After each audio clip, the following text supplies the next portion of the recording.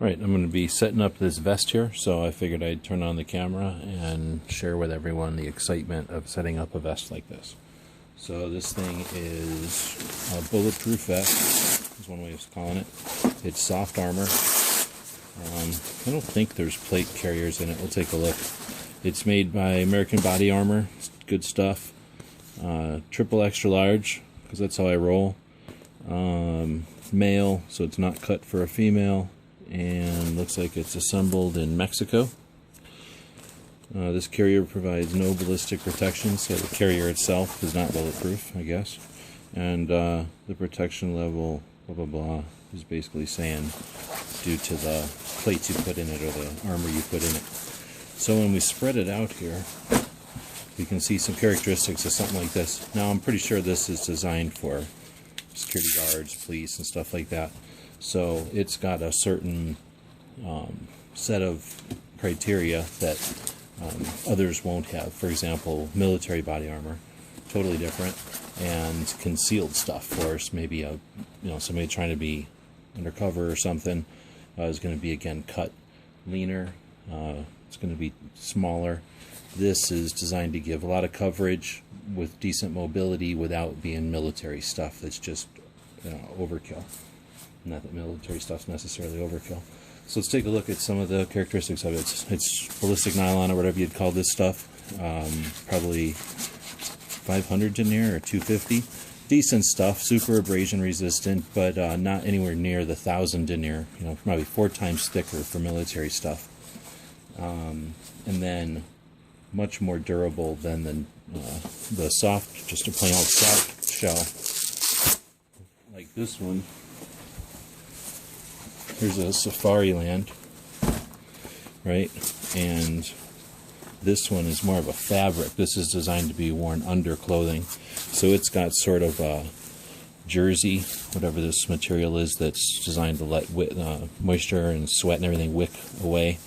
And it's basically just a carrier for the armor.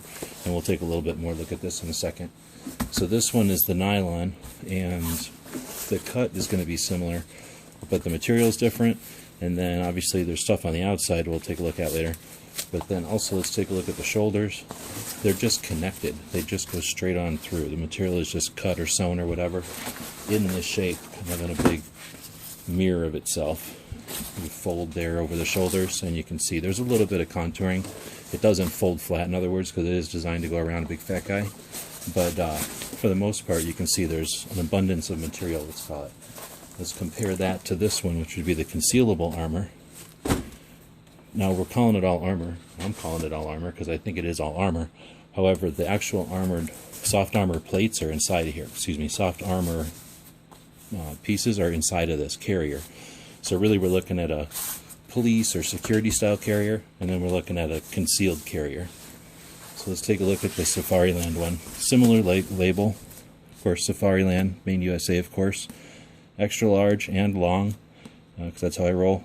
And then we've got the stuff like date of issue. Now that's on the carrier, so the plates are what matter. The soft armor inside here is what matters. It's just the carrier. You would probably want to transfer that through if this was like issued to you or whatever, so you could get to it without having to open it up all the time. But again, we're looking at more adjustability.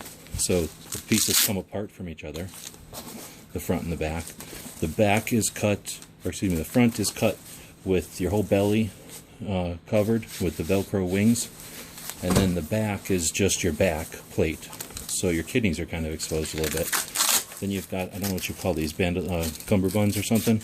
These elastic things that come around your waist are a big panel of Velcro with elastic. And we've seen these a million times in police movies and stuff. So, fairly obvious. Kind of low speed, or high speed, low drag, I guess. There's nothing extra to this. It's cut right to the shape of the armor. I should probably pull this other one out. Maybe that'll be a little easier to see this one. So we can see there's the front cut for your whole belly and your sides. And then the back cut is just the piece of, it's really just covering the panel. So now let's get the panels out, and maybe that'll illuminate what we're talking about a little bit more. So on both of these particular styles, we've got a piece of Velcro in the back to have access inside of the panel, or inside the carrier, to the piece of soft armor. So you just sort of find a place to dig in. So this carrier is Safariland, and my piece of soft armor here is also Safariland. So 3X large and long, and this was made in '03, so 12 years old. I hardly ever get into gunfights, so it hasn't been shot yet, and this one isn't very sweaty or anything. So longevity is a whole nother video, but these are the soft armor plates now.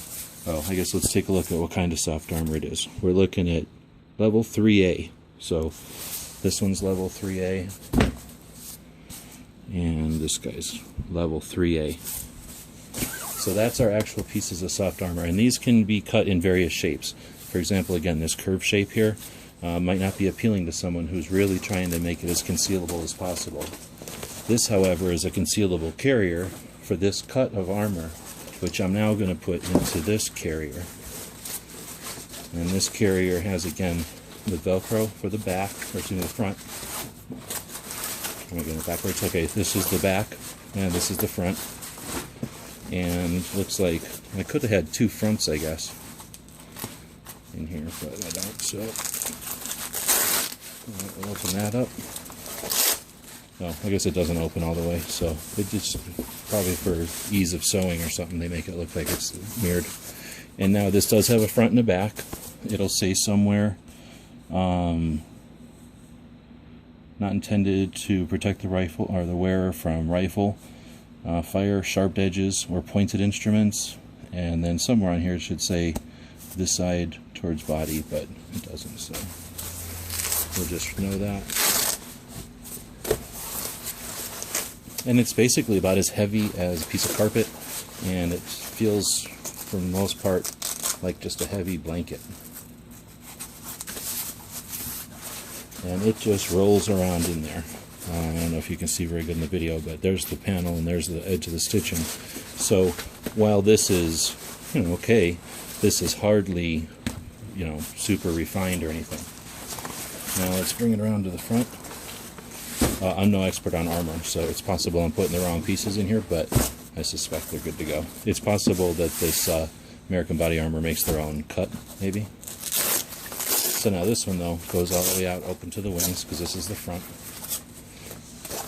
And we can see that these aren't going up over my shoulders. They're just going to go up and kind of cover my clavicle. And on the back, they didn't do anything. They just covered my backbone.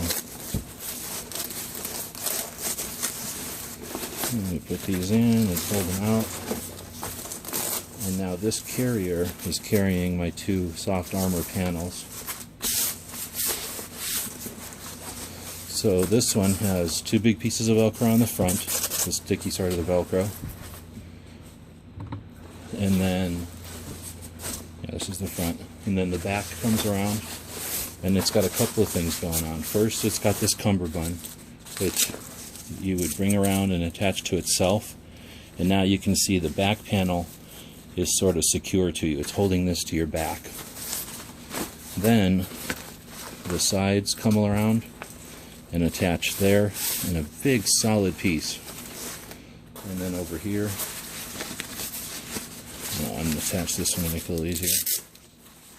So now they're going to come around and attach again these big giant pieces of Velcro. And now we're not totally covered. There's a small gap here that somebody would get you in, I guess. But for the most part, we've got two pieces of level 3A armor now in this carrier. This carrier is cooler than this one, because this one is great for wearing like underneath my robe when I'm going out in public or whatever. Oh, I guess I didn't mention, I've got a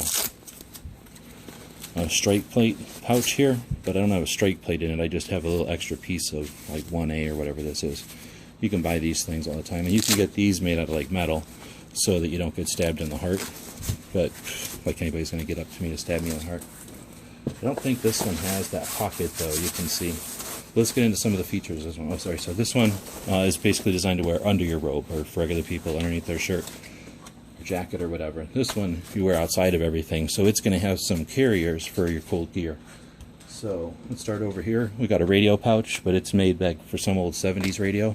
I've got this bad little Kenwood, so it'll clip on here.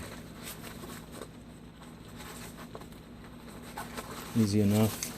And then just run this cord up to this little dealie, which is made for it, right? Got it, so you have a radio. That's important. We got a pouch here that's pretty decent.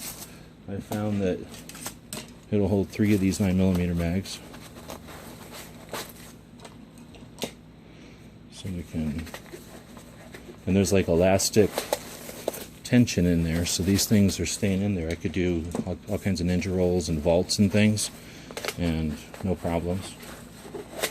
Alright, so 3 extendos. Get the extendable baton. Has its own pouch right here, handy. We've got a pocket here. Again, it's got some elastic on the insides, so perfect for the set of cuffs. Peerless. And then there's still plenty of room. I can attach this taser. I just have to put it all the way in sort of an angle right in there, no problems. And then, I don't know if you noticed before on this back side, at an angle so that it's easy to get to, there's a spot for your nightstick. So everything you need in a vest. And of course, your press identification, so you can go First Amendment the hell out of the bastards. That's changing armor out on a soft armor vest. If you have any questions, leave them in the comments wherever you happen to see this video. Thanks for watching.